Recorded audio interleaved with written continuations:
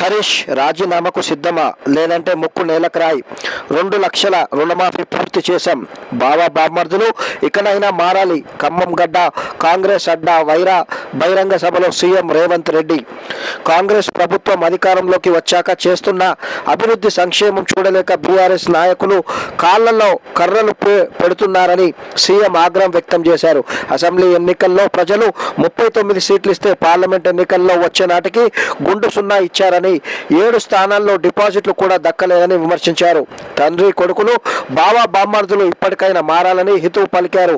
Party పుట్టినప్పటి నుంచి ఎప్పుడు లేనంత దీనంగా బీఆర్ఎస్ బతుకు బస్టాండ్ అయ్యిందని ఫైర్ అయ్యారు. సో ఇట్లా ఏంటంటే ఇవాళ 2 లక్షల రుణమాఫీ చేసినాక సీఎం రేవంత్ రెడ్డి బీఆర్ఎస్ నేతల పైన ముఖ్యంగా హరీష్ రావు కేటీఆర్ పైన సెటైల్ వేయడం జరిగింది.